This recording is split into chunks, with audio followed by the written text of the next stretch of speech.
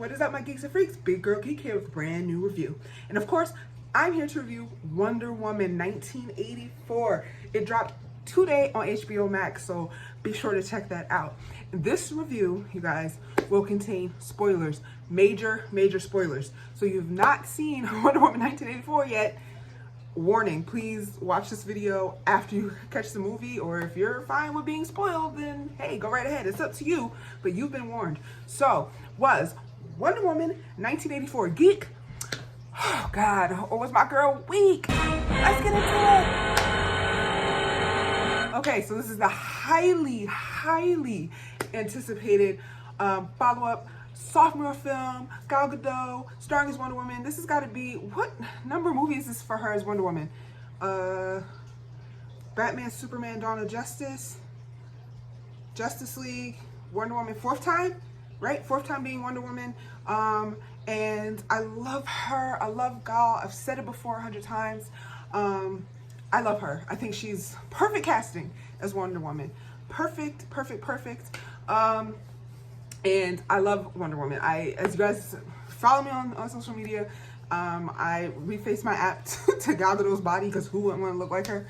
And you know, it's me as Wonder Woman because and it's in my intro, but I love her so much. I love the character so much. More and more growing up, I was more into X-Men.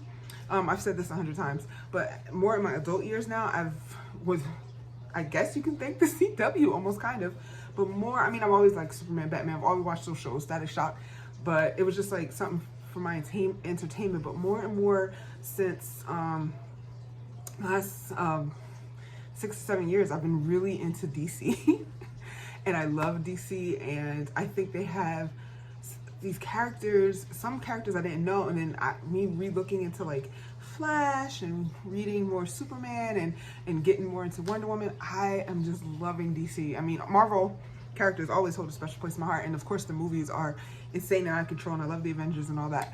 But yeah, something about DC is just slowly like pulling me in more, because if you guys been following me since the beginning, you know I've not always been like a Batman fan, and slowly but surely, like, Batman is like when I'm starting to like me some Batman. I've always played Batman, I've always played him out, but yeah, I don't know, something about DC. And so I have in the last, like I said, a few years have really just come to love Wonder Woman. But Storm and X-Men and all of them will always be number one in my heart. But something about these DC characters lately just pulling me in. So I've been very excited, very excited, all that to say, for this movie coming out, and I think Gal has embodied her beautifully. You know, I think Linda Carter passed the baton to her, and they'll always just be Wonder Woman for a generation. Linda Carter has her fans, and me included, even though I wasn't even born when she played Wonder Woman, but that has always been a reference. And I can't remember her name. The lady that voiced her in the Justice League cartoons will always be Wonder Woman to me, and Gal Gadot will always be Wonder Woman to me. So I was just so excited to see this, and coronavirus and all that. So I thought, cool, I don't have to pay $20-something at the movie theater to take me and my daughter and snacks and all that to watch it. But I would have still liked, having now watched the movie, still liked to maybe have seen it in a movie theater just for that effect. But I'm kind of glad I didn't have to spend my money on this. They just took my, subscription fee, $14.99 a month I pay for HBO Max. And I didn't have to pay extra like I did with Disney, and pay $30 like I did to see Mulan. This was already just on the app for you if you're a subscriber. I think HBO, Warner Brothers learned and saw what the Disney fans were saying about paying that $30, and Mulan was trash. So I'm happy I didn't have to, even though I would have liked to have maybe seen it in that type of theater setting, just for the effects. Maybe if I had a theater type screen room or TV or something like that. So here are the things that I liked about Wonder Woman. Like I said, like Gal Gadot in the part, I think she played her beautifully. I think her acting has gotten better since I first saw her, and I think that she emotionally gave us some emotional scenes with her and Steve Trevor, Chris Pine, and I felt that. I also liked the costumes and all that. And I think you could get where I'm going when someone starts off a review of something and they're like, I love the production and the sets and the costumes and, you know, then we may have some issues because there's some things I did not like. I like the action sequences when we finally got to them. I think, and this happened in the first Wonder Woman movie, it took forever for us to even get to an action scene with her, like a good action scene, one that had some meat on it. And that Patty Jenkins, the director, followed that again, and the script writers. It took, I felt like, forever to get to what we needed to get to. Forever to get to the gold armor, forever to get for her to do something. Like, we had the mall scene, which happened really, really early. And it was great to see the mascara briefly, and Diana again as a child, and her mother, and everything like that. Always love the Amazons. I was hoping to get to see more of them, but it just didn't flow for that story. But it just took way too long. It's way too long for me to see her do anything. Like, the mall scene was okay, but that wasn't her at her best. And I've seen the mall scene. I think everything that they showed in previews and all that, I saw the mall scene. It really wasn't giving me an 80s vibe as much as I thought it would. I was born in 86, so I really don't know the 80s. I mean, I wasn't there personally to experience. I'm just basing it off of other things that I've seen, other TV shows and movies, Stranger Things, other movies from the 80s, things like that. It really didn't feel so much as 80s as it did now, without a few like clothes and haircuts, but it just felt like it could have been in 2020. Now, the villains, Maxwell Lord, story just didn't, he's just like some loser businessman that just wanted all of this power, and it just, no, I don't know. I kind of like the Maxwell Lord that we saw in Supergirl better than the Maxwell Lord we got here.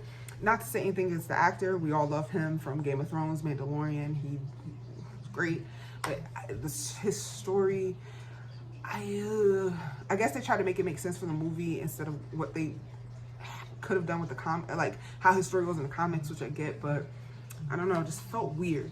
And then Kristen Wiig, yes, the girl from SNL, her cheetah story just mirrored his. You know, she's some like, how many times have we seen this? Some like girl that nobody pays attention to. She doesn't know how to dress. She's very nerdy, big glasses, and all of a sudden she's a sex pot. Seen it a million times, so it kind of felt played, although and then we waited all this time where you knew that these two, her and Wonder Woman, were supposed to clash and become enemies, but I felt like you only knew that was going to happen if you're a comic book fan and you know that Cheetah is Wonder Woman's arch enemy, like arch enemy in the comics. But in the movie, they didn't build up to them they start off as friends, but they didn't build up seeing them go separate ways in their thought process on how to handle the stone. So it's like you didn't think that they were going to have this big issue with each other. Like, it just didn't feel like, or maybe it felt too predictable. Like, okay, she's obviously going to want to be Cheetah and keep her sex appeal and her strength, and Diana's not going to want her to do that because she got it by wishing it on this stone. But you didn't feel like, oh, they're going to become these great there's going to be this great enemy. It's not, you didn't feel like it was going to be Batman versus Joker, Superman versus like Lex Luthor. You didn't feel Wonder Woman and Cheetah, this is her big rival. It just like, it feels one and done, and I don't think that does justice to the character.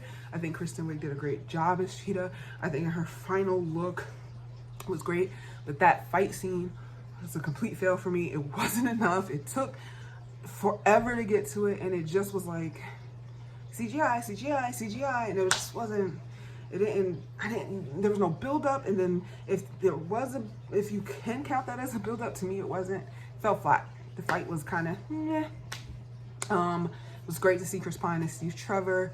That to me was the only thing that really that I felt any connection to, was that emotional, God, man, you know, he's gonna have to leave and it's so sad, all she wants to do is be with him. But we already knew that because we saw her in the future in Justice League and Batman vs Superman, that, you know, she was gonna give him up. Like, he's not staying. She, you know, is pining away for him for years and years and years and years. So, oh God, I mean, that's really, overall, it just was mad to me. It wasn't as great as the first Wonder Woman movie. It wasn't as great as her appearance in Justice League, because she carried that on her shoulders, that franchise. She's carrying the DC Comics on her back, and it just kind of wasn't what I needed, what I needed it to be. It just wasn't that, and I'm just kind of disappointed. I give it like a C. It really was kind of weak for me. It wasn't too much geek. It wasn't too much that I was like, yes, yes, yes. The only three major things that really were great to me that I did go, oh yay, was the Invisible Jet. She's finally flying, and then the after credit scene where we get to see Linda Carter as make an appearance and do something awesome that you think is Diana, but it ends up being Linda Carter. But what did you guys think of the movie? Let me know in the comments. As always, can't wait to discuss with you. So until next video, I'm out of here. Big girl geek out. Peace. Hey, where are you going? You just watched a cool video. Subscribe.